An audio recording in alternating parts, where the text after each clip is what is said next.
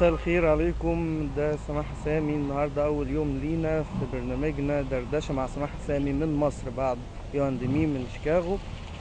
بس برنامجنا المرة دي مش هيتذاع في قناة، هيتذاع على اليوتيوب على صفحة القناة سماحة تي في من مصر، من محافظة القليوبية، من مدينة شبرا الخيمة أول، منطقة المذبح وأرض الجنينة وأرض الحافي. هتكون أول حلقتنا، بس برضو عن موضوع يهمكم، يعني ما يهمش بس سكان المنطقة. موضوع الفساد في الأكل، في الشرب، في الحياة، الفرق بين ناس عايشة سوبر ستار وناس مش عارفة تعيش.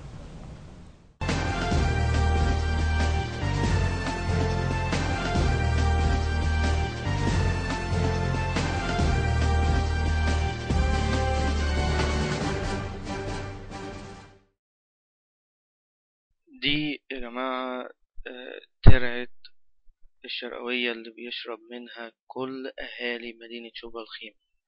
زي ما انتم شايفين ده صرف صحي نازل في الترع، مياه صرف صحي نازلة في المجرى المائي، هو اللي بيشربوا منه الناس. ودي الزبالة اللي عند الكلب دي مكان ما بتيجي عربيات الصرف الصحي لقرية متنمة تيجي تفضي الصرف الصحي في الترعة دي. ده هي نفس الترعة اللي بيشربوا منها المدينة كلها، مدينة شبرا الخيمة بكل القرى اللي فيها، اللي هي شبرا الخيمة أول وبيجام ومنطي أرض الجنينة متنمة. هي واضح جدا الصرف الصحي. كمان ده حصان بيستحمى في نفس الترعة، حصان بيستحمى. كمان صرف صحي، زبالة في الترعة. ونيجي بعد كده نقول ليه ليه الناس بتاعي والناس بتموت. الناس بتغسل، اهي الناس ديت بتغسل مواعين في الترعة دي. لو عندها مية في البيت ما كانتش جت غسلت مواعينها في الترعة. يا جماعة احنا بنصور من الصف التاني، وده مدخل المية، مدخل شركة مياه شبرا الخيمة اللي بياخد من الترعة يدخل على الشركة، يتحط فيها كرور عشان الناس تشرب. واحد واقف جنبه بيصطاد اهو. وتلاقي دي شباب، كمان شباب تانيين بيستحموا في نفس المية. شباب بتستحمى، حيوانات بتستحمى، زبالة، ناس بتغسل المواعين، صرف صحي بيدلق في نفس المجرى المائي، مجرى مائي ترعة الشرقوية اللي بيشرب منها الناس. وكما وبنتكلم احنا في ان احنا عندنا 13,000 حالة فشل كلوي في مصر، و60,000 حالة سرطان مثانة نتيجة عن تلوث المية.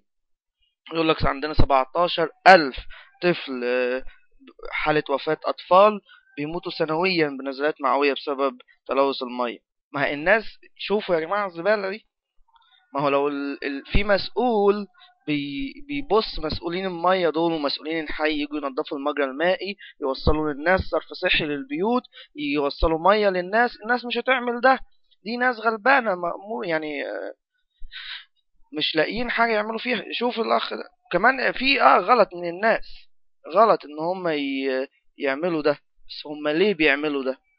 عشان ما عندهمش الحاجة الصح. في ناس في سنة 2010 في مدينة مش في قرية مش لاقيين مية يشربوا، مكان ما بيشربوا، مكان ما بيصرفوا الصرف الصحي بتاعها.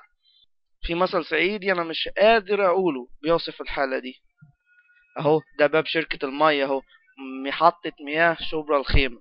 يا جماعة احنا لولا بنخاف على بلدنا، ولولا حابين البلد دي، لولا نتكلم على الفساد. وطول ما في فاسد، طول ما احنا هنتكلم، الموضوع خلاص بقى غلط.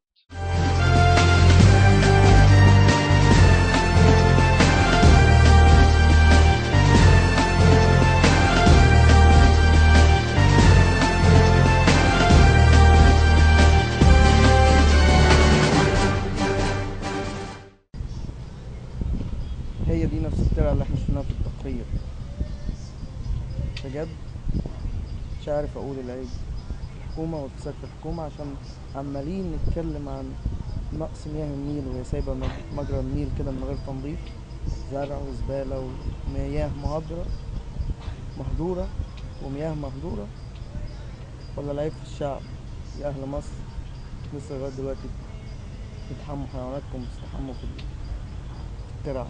بس ده برضه مش عيب فيهم، شايف الحكومة اللي مش موصلة لكم مية لغاية دلوقتي في بيوتكم في 2010 لسه ناس في مدينة شبرا الخيمة اسمها مدينة مش قرية، حتى لو قرية حرام إن يفضل في 2010 في ناس بتغسل وتستحمى في الترع ما عندهاش مية توصل للبيت، وفي ناس تانية غرقانة في المية، بسين وحمامات كتير وأمواج صناعية وي وي وي. فين العدل؟ العدل أساس الملك. دي كانت حلقتنا النهاردة من دردشة. كان نفسي أقدم لكم حاجة تاني بس أنا نفسي تعبان من الحلقة، بس برضو نقدم ميعادنا كل يوم جمعة. هنرفع فيديو جديد على سماحة تي في على يوتيوب، ولو في يوم ما ترفعش اعرفوا ان واحد منكم بس ملوش لف، في حد ما ادلوش انه يكمل. اشوفكم الحلقة الجاية عن موضوع تاني يهمني ويهمك، يهم كل شاب مصري، في دردشة مع سماحة سامي من مصر.